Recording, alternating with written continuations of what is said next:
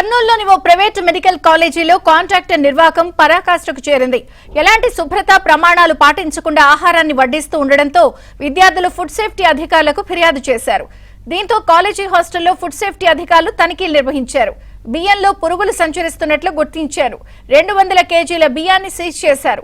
ఆహార పదార్థాల శాంపిల్ సేకరించి చెన్నై ల్యాబ్ కు పంపించమని కర్నూలు జిల్లా జేసీ కోర్టులో విచారణ జరుగుతుందని, రిపోర్టులు వచ్చిన తర్వాత కాంట్రాక్టర్ పై చర్యలు తీసుకుంటామని అన్నారు. మరోవైపు కాంట్రాక్టర్ పై కఠిన చర్యలు తీసుకోవాలని విద్యార్థులు డిమాండ్ చేస్తున్నారు.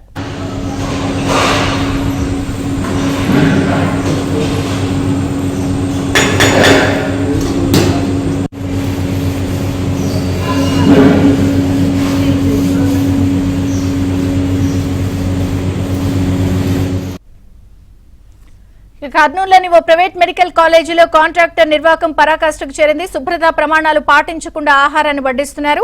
పూర్తి అప్డేట్ సుంకన్న అందిస్తారు. సుంకన్న. విజయచంద్రిక కర్నూలు నగర శివారులోని ప్రైవేట్ మెడికల్ కాలేజీలో పురుగులు పట్టిన అన్నం తీవ్ర కలకలం రేపుతుంది.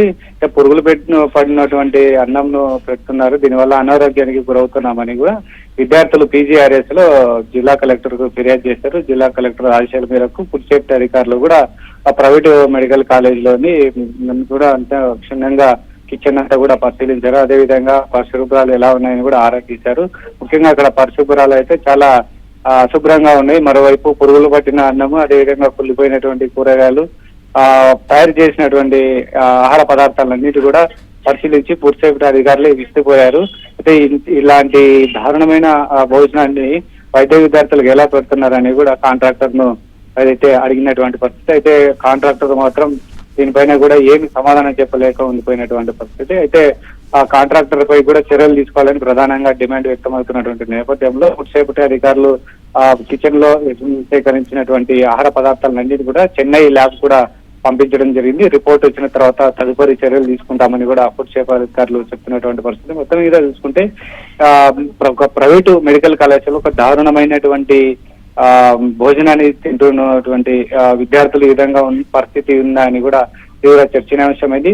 మరి రిపోర్ట్ వచ్చిన తర్వాత ఫుడ్ సేఫ్టీ అధికారులు కాంట్రాక్టర్ పై ఎలా చర్యలు తీసుకుంటారో చూడాలి. Chandrika. Okay Sunkanna, thank you.